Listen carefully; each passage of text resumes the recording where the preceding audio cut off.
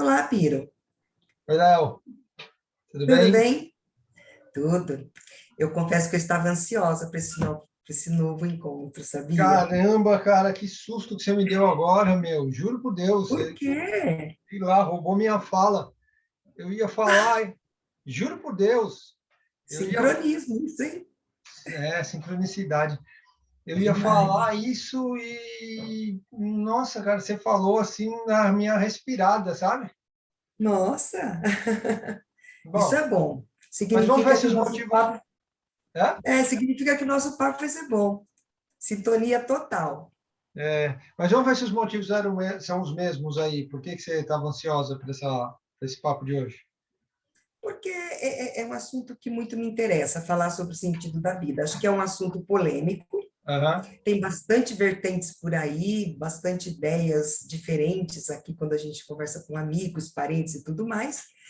E já aqui no comecinho do seu curso, você faz uma provocação, né? Qual o sentido da vida? Que muitas pessoas nem pensam sobre isso, Uhum. outras vivem mergulhadas nessa reflexão, e algumas chegam à conclusão de que o que importa é aprender. Uhum. Aí eu fiquei pensando, né? O sentido da vida, então, o que nos motiva são as nossas necessidades, são os nossos sonhos, são as nossas crenças. O que você tem de mais profundo do sentido da nossa vida, desse sentido que a gente está falando agora? Traz aí um pouco dessa reflexão que está no seu curso. Tá, vou trazer. Mas deixa eu só antes comentar por que que eu estava ansioso com relação a essa Ah, nossa boa. conversa aqui. Porque eu acho que justamente responder essa sua pergunta, a hora que a gente começar a conversar agora aqui e responder essa questão, pode, sei lá, diferente de outras conversas que a gente já teve nessa sériezinha que a gente está fazendo aqui, diferente de outros assuntos que a gente já tocou, diferente de outros assuntos que a gente vai tocar, pode ajudar muita gente, entendeu? Porque eu tenho sentido isso convivendo com as pessoas aí no dia a dia, especialmente dia a dia de trabalho, especialmente quando envolve ambiente corporativo, grandes empresas e tal. Muito também em relação a adolescentes, a amigos meus que têm filhos adolescentes, sabe? Uma sensação de que tem muita gente que não está sabendo responder essa pergunta, qual é o sentido da vida, né? Sim, e adolescente é meu público lá no consultório, inclusive. É, Bem de então, encontro a então, isso que você está falando. então você deve saber melhor do que eu, que me baseio por um laboratório aqui de dois, que é o meu Uhum. filho de 16 e a minha filha de 22, né? Que já não é adolescente, mas enfim, é, que é muito jovem e tal, e de vez em quando eu ouço algumas frases assim perturbadoras, assim, sabe? Tipo, não em relação à forma como eles veem a vida, que graças a Deus sei lá, muito alinhada com a minha, com a da parte minha esposa, é muito, sei lá, muito saudável do que eu entendo como saudável e tal, mas Sim. eles me contando, assim, dos amigos, sabe? No caso do Luca, dos amigos do colégio, no caso da Júlia, dos amigos de faculdade, né? Agora ela já está formada, mas até, sei lá, um ano atrás aí convivendo muito, todo dia, com galera de faculdade e tal. Pô, às vezes algum comentário, que eu vou fazer um comentário para ilustrar, para tentar te transmitir isso que eu estou sentindo. É tipo, da Ju fala para mim assim, pô, eu sinto às vezes em várias pessoas que eu convivo na faculdade e tal, que se tivesse um botão liga-desliga, a pessoa desligava sem a menor dúvida, entendeu? É óbvio que coisa do ponto de vista hum, físico, né? Estamos falando aí então de um suicídio, não é uma coisa fácil, é uma coisa traumática e tal, mas realmente, primeira vez que eu ouvi isso dela, eu fiquei refletindo muito tempo sobre essa questão do se tivesse um botãozinho liga-desliga, eu acho que tem muita gente que ia lá e puxava essa chave geral e desligava, né?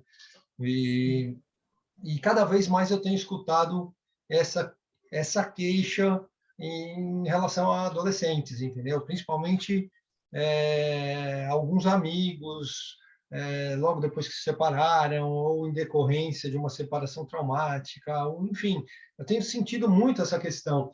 E aí eu acho que ter essa pergunta bem respondida, se fazer essa pergunta de tempos em tempos, ajuda muito a não cair nesse vazio existencial, a você entender o que você está fazendo aqui, agora, né? E ver valor, aproveitar cada minuto, que nem quando você está numa viagem de férias, você foi para um lugar que você não costuma ir, para um lugar que você nunca foi, para um lugar que talvez você nunca irá de novo, entendeu? Que, pô, cada minuto vale ouro ali, e você aprecia, aproveita cada segundo daquela experiência, cada minuto daquela experiência, né? É que quando você trouxe essa questão do botão do liga e desliga, que é algo que preocupa demais, acho que já falamos anteriormente sobre algumas epidemias, pandemias e tudo mais. E assim, do ponto de vista psicológico, eu falando aqui um pouco de depressão das pessoas que vivem no passado e transtorno de ansiedade das pessoas que vivem só no futuro, e eles não estão no aqui e agora.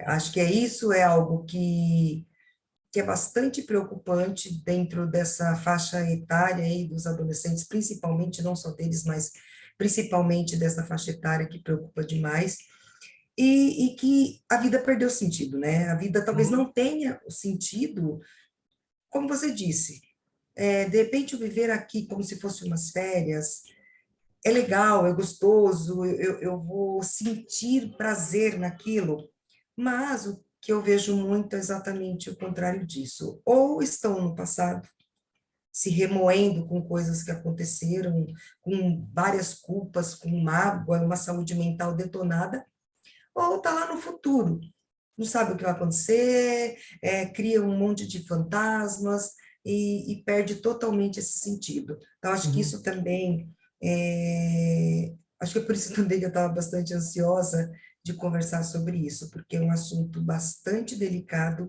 e muito importante. Se a gente conseguir um dia, sei lá, uma sementinha plantar na cabeça de cada um, acho que a gente já vai estar libertando muita gente.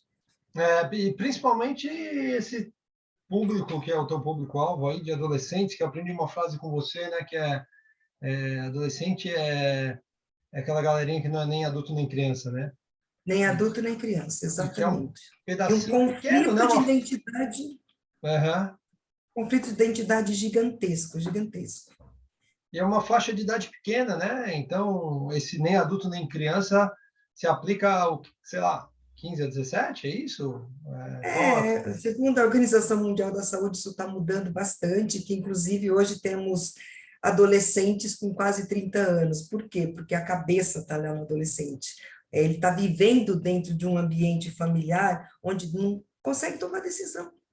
Os Eu pais acho, acabam tomando as decisões, entendeu? entendi. Então, está se estendendo bastante essa faixa aí do que é adolescente. Mas quando eu falo de nem adulto nem criança, eu estou falando da transformação do corpo também. Porque tem o luto de perder o corpo, a voz que está mudando para os meninos, pelos que estão surgindo, sabe? Então, é uma série de situações que, se não tiver uma família estruturada, como você mesmo disse aí dentro da sua casa com o Luca e a Júlia, é uma família estruturada, mas que ela consegue fazer, ter o senso crítico de ver os amigos da faculdade e tudo mais. Por Uhum. quê? Porque aqui ela tem uma estrutura, mas quantos deles não têm? E aí, e que sentido faz, né? Aí segundo Zeliman, que fundou a psicologia positiva, a depressão é o que está acabando mesmo com os adolescentes, é o mal do século XXI, né? E influencia o corpo, influencia questões emocionais, e fica mágoa, ódio, ruminando aqui dentro, Uma e porta aberta para o acaba suicídio, né? exatamente. É o Eles botão do falam, desliga, a né? molecada, o que eles têm me trazido, meu filho, minha filha, trazido é que essa geração deles fala no suicídio com uma certa naturalidade, assim, sabe? Naturalidade, Uma coisa que exatamente. na minha geração não existia isso, entendeu? Era Não era meio uma, proibido falar sobre isso, né? Era meio tabu falar sobre isso, né? sei lá, acho que meu pai me arrebentava se eu falasse sobre isso, assim. Exato, exato. Era uma coisa, não tinha margem para tudo pode, né? Então, eu acho que como se fala, um limite da questão da liberdade aí, que as pessoas estão perdendo a noção, e até pegando um gancho no que você falou sobre adolescente, né? Sobre adultos se comportando que nem adolescente, né? Quando você falou essa frase, né? Tem adolescente de 30 anos e tal. Putz, eu tive a sensação na hora que você falou ali de atirei no que vi, acertei no que não vi, sabe? Porque eu acho que você começou a responder um pouco do que estava me gerando essa ansiedade, que é perceber que tem muito adulto se comportando que nem adolescente. Como, por exemplo, Sim. não entendendo o limite da liberdade, não entendendo que a tua liberdade acaba onde começa a minha, e ponto final. Não existe essa liberdade exagerada. Aconteceu essa semana aí passada um evento num podcast famoso aí, que um dos âncoras fez apologia ao nazismo, defendeu a ideia de que a liberdade, que ele valoriza a liberdade de extrema esquerda como valoriza a liberdade de extrema direita, e que ele acha que essa liberdade de extrema direita tem todo o direito de fundar um partido nazista. Enfim, ele acabou cometendo um crime, inclusive, né? Que a apologia ao nazismo está previsto e tal, como no Código Penal. Então, enfim, ele fez uma grande bobagem, foi expulso do programa, e não sei se você conhece um podcast famoso que chama Flow. Sim. E isso, sabe, foi noticiado em vários, na TV aberta, em vários canais, virou uma grande polêmica. Isso tratei até dentro de sala de aula na faculdade, na minha matéria lá de habilidades comportamentais. Então, assim, virou um assunto que acho que pode ter o próprio programa gravou um programa, né? O sócio dos dois apresentadores, o Igor, que é o hosting que ficou, né? O apresentador que ficou, trouxe um expert em nazismo e acabou usando de uma forma pedagógica o que aconteceu, né? E então, acho que o grande aprendizado, né? E já que é a minha proposta, a minha resposta para aquela pergunta que você fez lá atrás, na minha opinião, qual é o sentido da vida? E o sentido da vida é aprender. Então, acho que se você encarar pelo lado escola, né? Se você entender, eu falei sobre, logo no começo da nossa conversa, eu falei sobre a questão de, pô, quando você está num lugar que talvez você não volte, aliás, não necessariamente em umas férias, você está num lugar que não necessariamente você não volte, né? Eu já fui fazer cursos em outros países e você tem aquela sensação de oportunidade única, e deixou aproveitar Uhum. bem. Eu nem estava ali para passear, eu estava ali para aprender, mas é um lugar que talvez eu não volte mais, um lugar distante, e aí você aproveita cada minuto, né? Você tira o máximo daquela experiência e tal. Então, eu acho que nessa de tirar o máximo da experiência da vida, entender a vida como uma escola, como uma oportunidade de modelar a nossa consciência, tanto do ponto de vista intelectual, né? Melhorar a nossa compreensão do que é falso e do que é verdadeiro, quanto do ponto de vista moral, né? Melhorar a nossa compreensão do que é certo e do que é errado, né? Acho que nesse sentido de evoluir moral e intelectualmente, pô, a vida é uma experiência imperdível, né? Dê valor para a sua, Deus deu uma para cada um, né? Cuida bem da sua e aprende o máximo que você puder. Então, eu acho que uma lição que a gente tira dessa situação que aconteceu com esse apresentador do podcast é que, pô, ele está ali puxando audiência de vídeos de 1 milhão de pessoas assistindo, né? Não ao vivo, às vezes ao vivo fica em torno de 30, 40, 50 mil, mas o vídeo chega a um alcance de 1 milhão de pessoas, vários vídeos passam de 1 milhão de pessoas. Então, é um poder de influência muito grande com uma falta de maturidade. E aí eu me identifiquei com a questão que você falou do adolescente de 30 anos, com uma falta de maturidade, não Chegando a ser especificamente irresponsável, né? Chega a é ser irresponsável. que é pregar uma liberdade que isso não é liberdade, entendeu? Ele passou do limite da liberdade do indivíduo à medida que ele está... E ele já tinha defendido, concluindo a frase, à medida que ele estava fazendo apologia à intolerância, né? Que é o que foi o nazismo, né? O nazismo não foi só uma Uhum. perseguição a judeus, mas a diversas minorias, né? Então, pessoas com deficiência física, a negros, enfim, às vezes uma tragédia, né? Acho que é a pior face da humanidade, né? Então, essa apologia à intolerância, ela deixou de ser a liberdade dele. E esse cara em particular, ele vinha dando sinais de que ia fazer uma grande besteira como essa, quando, por exemplo, já vinha criticando passaporte da vacinação para entrar em algum evento. E, Uhum. de novo, é o limite de onde termina a liberdade de um e começa a liberdade de outro, né? Sim, Então, pô, exige um mínimo de maturidade, né? E eu acho que é esse um ponto que a gente, de repente, converge esses dois olhares. Esse teu olhar, pô, que eu achei muito legal, me agregou muito, esse lance de adulto com mentalidade de adolescente, né? É uma coisa que eu acho que está começando a ficar mais comum e eu não tinha percebido, estava tentando enxergar por um outro ângulo. E o ângulo que eu já venho enxergando, que é o ângulo da falta de propósito na vida. O cara não ter uma compreensão, não ter tido, sei lá, uma educação, ou alguém não chegou e ajudou ele a enxergar que o sentido da vida é X. Para mim, o sentido da vida é aprender. Mas seja lá qual for a definição que você der, o sentido que você der para a vida, se você não tem um propósito, se você não entende para que você está aqui, tudo perde o sentido, né? É fácil, sim. você fala, pô, depressão. É fácil cair em depressão, né? É fácil essa depressão te arrastar para o suicídio, porque não faz sentido. Que diferença faz? Você vai ficar mais um dia ou mais 100 anos, né? Não vai fazer diferença, você não sabe para onde você está indo mesmo, entendeu? Sim, tem uma frase que eu gosto aqui do seu curso, Piro, é que você fala assim, para mudar o comportamento de um grupo social, já que estamos falando de comportamento, de situações, é preciso mudar a mentalidade de um percentual relevante de pessoas. Acho que a Uhum. gente até conversou lá atrás, quando a gente. Nós falamos um pouquinho das facções, que eles são organizados, mas o percentual é tão pequenininho, mas que eles fazem diferença.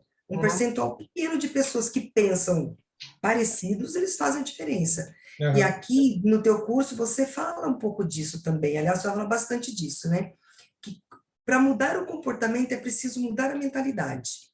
E essa mentalidade, acho que vem, essa mudança de mentalidade é que vai fazer toda a diferença para que as pessoas de fato tenham um sentido na vida, mas um sentido verdadeiro, um sentido do viver agora, mas não uma individualidade, uma vida individualista. Não sei se essa palavra existe, individualista, mas e sim a gente vê o social, a gente olhar para você também cita o microcosmo que é um percentual que está aqui ao nosso lado, e que a gente pode, de repente, expandir para alcançar uma influência muito maior, um percentual muito grande de pessoas. Eu não acho que é muito fácil de mudar a mentalidade, mas eu acho que é possível, desde que a gente já começa a mudar e isso vai ganhando uma escala maior. É isso que você quis dizer, exatamente isso? Você quer acrescentar mais? Fala um pouquinho. Eu acho que é isso. Eu acho que essa questão do microcosmos, né, é uma coisa que eu me lembro, assim, me provoco diariamente quando eu faço meu ritual matinal diário lá, que eu medito, pedalo, e enquanto alongo já começo, ali no alongamento já começo a fazer as minhas orações e tal, e quando eu termino as minhas orações eu tenho muito a agradecer, algumas coisas para pedir, e uma das coisas que eu sempre peço a Deus é que me inspire para me tornar um ser humano mais útil para minha família e um cidadão mais relevante. Então, eu acho que o que eu tento quando estou falando essas palavras aí de manhã é aumentar a minha humanidade, né? Eu estou programando a minha mente, eu estou ali codando, né? Eu estou jogando código para dentro da minha mente para tentar ter uma mente mais humanizada, para ter uma mente que faça mais sentido com o que é a raça humana, né? O ser humano, como diria Aristóteles, é um animal, como disse Aristóteles há 2.500 anos atrás, na Grécia, né? O filósofo grego, o ser humano é um animal social, né? Então, assim, a gente não diferente, a gente vê outras espécies aí, sei lá, já viu o pato de cavalo, como é que é? O bicho já sai andando ali. É uma coisa, uma autonomia muito diferente da do ser humano, né? O ser humano não Uhum. tem a menor chance. Tem várias espécies aí que o bichinho se perde Nasce e ali vai comer, né? novinho e... Hã? Oi? Nasce e já vai comer. Já sai se Tá virando, né? certo.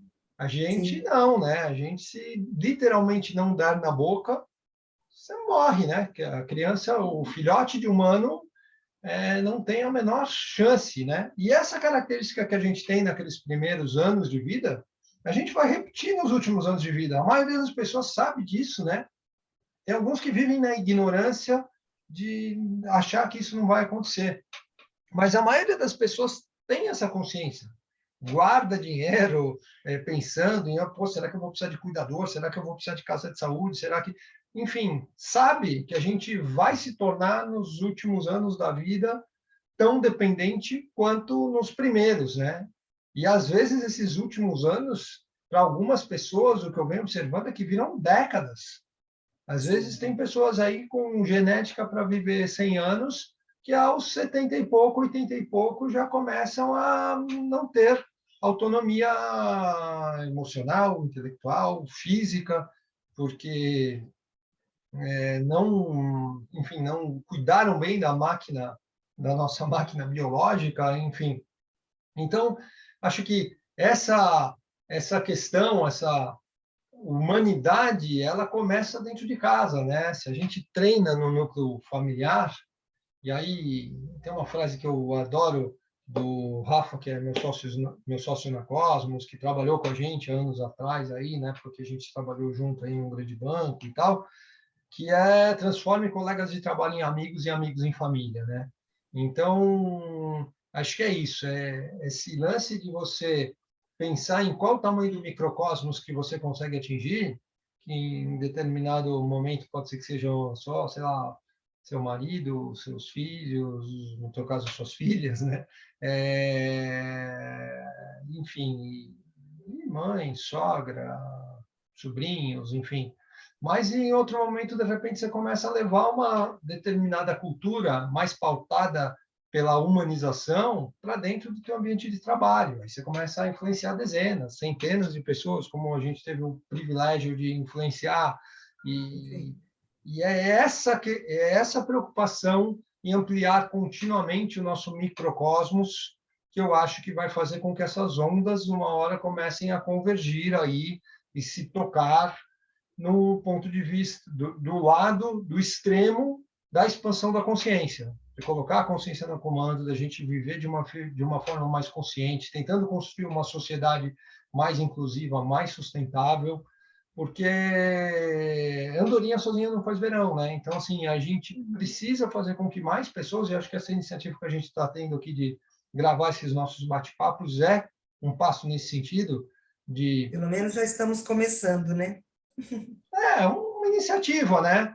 Então, acho que ela pode tomar uma proporção maior à medida que outras pessoas se envolverem no processo, no projeto, mas se a gente não começar, se a gente não tiver essa consciência de que qualquer revolução, qualquer mudança começa de dentro para fora e de baixo para cima, a gente vai passar a vida falando que político é corrupto, que o Brasil é um país de corruptos, que, E enfim, nada muda, né?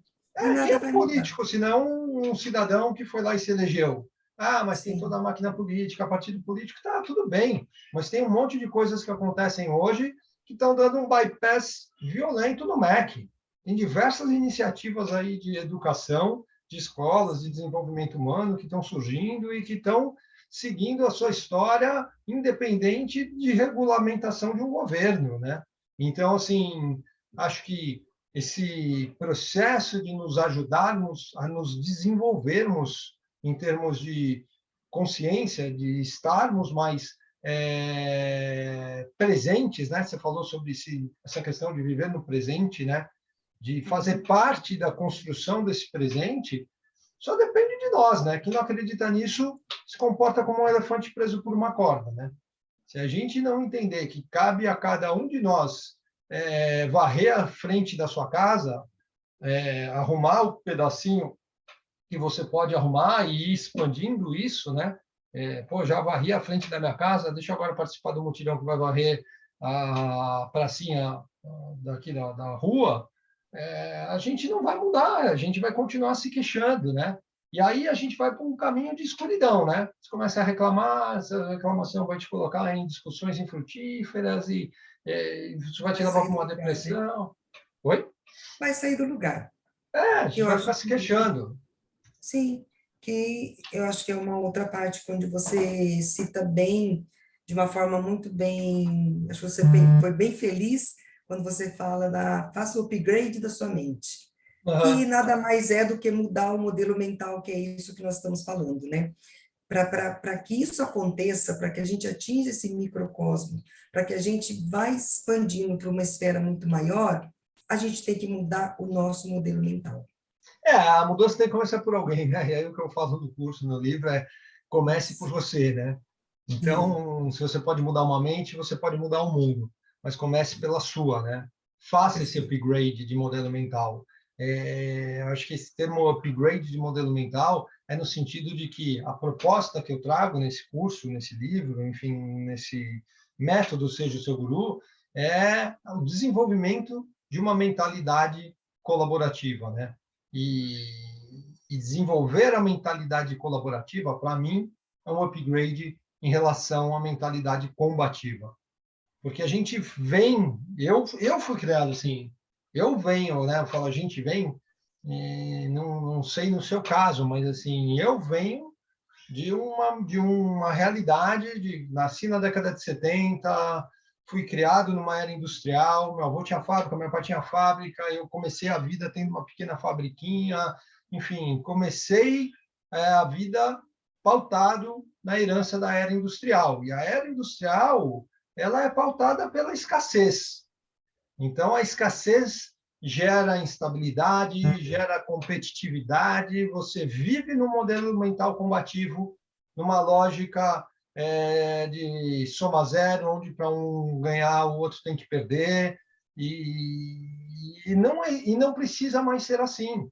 Hoje a Sim, gente já vive num mundo onde a tecnologia já transformou a realidade de abundância. A gente pode pautar pela abundância uma série de produtos, a começar pela educação. Se você hoje grava um curso e disponibiliza ele, você atinge uma quantidade enorme de pessoas, o que antigamente era impossível, porque era o professor que ia fácil dar aula. acesso, né? Então, assim, Acesso. a gente já consegue hoje em dia, em muitas áreas da sociedade, pautar pela lógica da abundância. E aí, quando você começa a entender o mundo pela lógica da abundância, você começa a desenvolver essa mentalidade mais colaborativa. Você começa a se comportar de uma forma mais parecida com as tribos indígenas que vivem pela Sim. lógica da abundância, onde uns cuidam dos outros, né? Sabe o que eu me lembrei agora? É quando o nosso destino se cruzou lá atrás, quando você saiu lá da Globo, veio para o banco e a gente acabou se conhecendo e tudo mais, ali era uma realidade totalmente de competição, de estabilidade, de escassez de saúde mental, inclusive. Uhum. E a gente, ali no nosso microcosmo, a gente foi mudando essa realidade.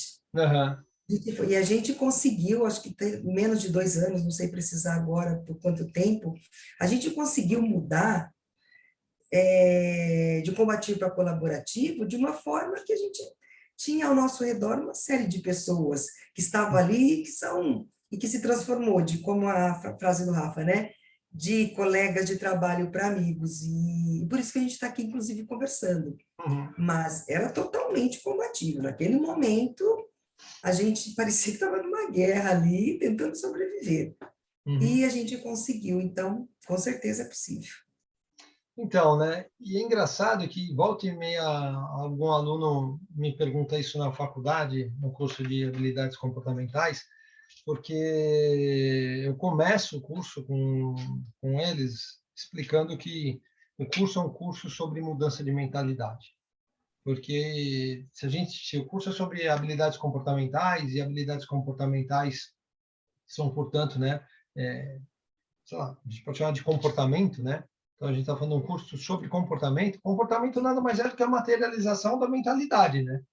Sim, Vai se comportar da forma como você acredita, né? E aí eu vejo, principalmente nessa galera aí que está começando o terceiro grau, né? Está começando uma graduação e tal, uma, como é que eu vou falar? Uma limitação, eles se impõem uma limitação de que, pô, mas se sempre foi assim, vai continuar sendo assim.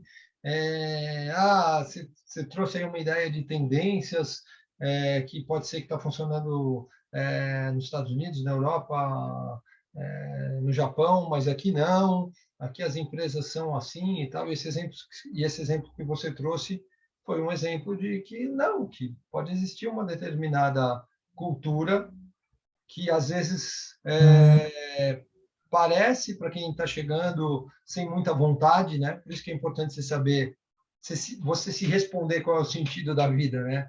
Se você sim.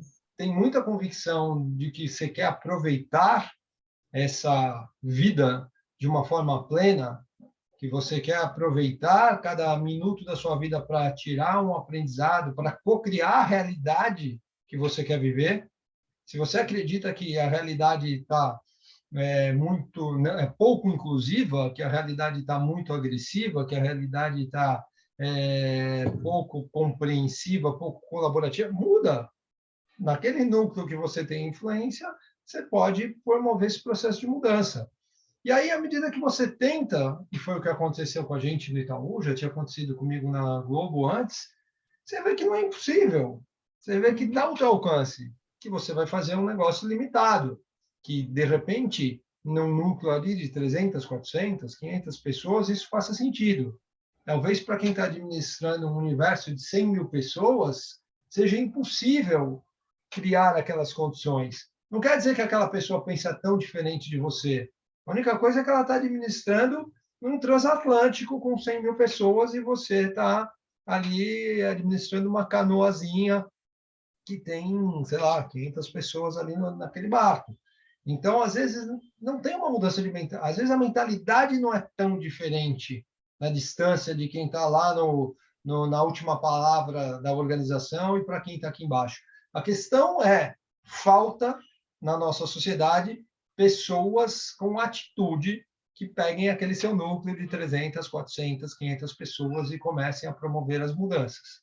Que aí pode ser que chegue uma hora que quem está lá em cima fala, opa, já que já tem várias tribos de 300 pessoas aqui que o negócio está funcionando, onde o grupo opera de uma forma muito mais autônoma, onde o grupo criou um comportamento muito mais orgânico, muito mais sinérgico, simbiótico e tal, e eu vou começar a estabelecer regras que considerem essa maturidade, que considerem Uhum. que as tribos, vamos dizer assim, têm essa autonomia, conseguem operar de uma forma mais flexível, né?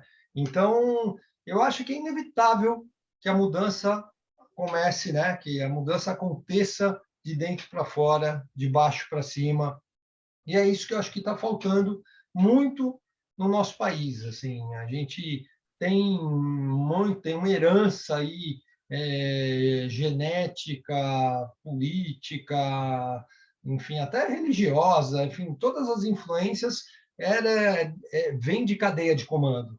De alguém fala, Sim. alguém obedece. Então, assim, eu acho que é É isso que de a cima gente para tem. baixo, né? Top-down, né? É, eu acho que isso o processo para romper, ele acaba sendo se você entende que você precisa adotar uma postura mais proativa, você precisa ter uma mente mais focada para você agir, você fala, eu que tenho que fazer, deixa eu focar aqui no problema, o lance que eu sempre falo da descoberta do fogo, né? A descoberta do fogo foi o ponto de inflexão para o desenvolvimento humano. A partir da descoberta do fogo, o ser humano conseguiu se concentrar para desenvolver ferramentas, né? O potencial criativo não ia desenvolver enquanto você tivesse sujeito aos estímulos visuais e sonoros de predadores 24 horas por dia, 7 dias por semana, né? Você não tinha como se concentrar e tal. Então, a capacidade de se concentrar, de olhar para dentro, e por que eu prego tanto essa questão da meditação diária com base na respiração consciente, vou tentar me lembrar de, a cada encontro nosso, tocar nesse assunto, é porque é onde tudo começa. Sim. É aqui onde tudo começa. Se você dedicar ali 1% do seu dia, 20 minutinhos do seu dia, para desenvolver uma mente mais focada, se você entende esse seu protagonismo, essa importância de você fazer parte da solução e não do problema ou da paisagem, se você começa a aumentar a capacidade de foco, daqui a pouco a sua mente vai se tornando mais criativa. E no processo de criação, a lógica da abundância começa a surgir. À medida que você vai começando a falar, nossa, então essa solução aqui que o pessoal está se engalfinhando aí, se acotovelando para tentar resolver, que é uma solução meio que de caravelas turbinadas, não é o único caminho. A gente pode, de repente, criar um avião e atravessar em algumas horas de um continente para o outro, e não ao longo de dias, remando para chegar lá. Então, assim, muda. De repente, você sai Todo de uma modelo, lógica de né? escassez. Oi? É isso que muda o modelo mental, né? Porque É você entra na justamente lógica essa. da abundância. A Sim, criatividade vai levar para uma lógica de que tem para todo mundo, entendeu? Vai te levar para perfeito. uma questão de segurança. É a mesma coisa. A gente vê isso aí acontecendo no mundo que a gente está vivendo com relação a matrizes energéticas, né? As matrizes Uhum, energéticas de vários países estão mudando radicalmente, explorando cada vez mais energia solar, energia eólica, saindo daquela briga por aquele recurso finito que é a energia fóssil, né? Então, sim, combustível fóssil. Então, isso vale desde a realidade ali de um Elon Musk que está jogando um jogo planetário aí, até o nosso mundinho ali, como você falou, uma área que de repente você está transformando dentro de uma estrutura organizacional muito maior. Mas a gente vê perfeito. isso, inclusive, em comunidades carentes, né? Você vê Em técnicas todo de lugar, né? plantação em sacos de lixo, em cima de um terreno contaminado.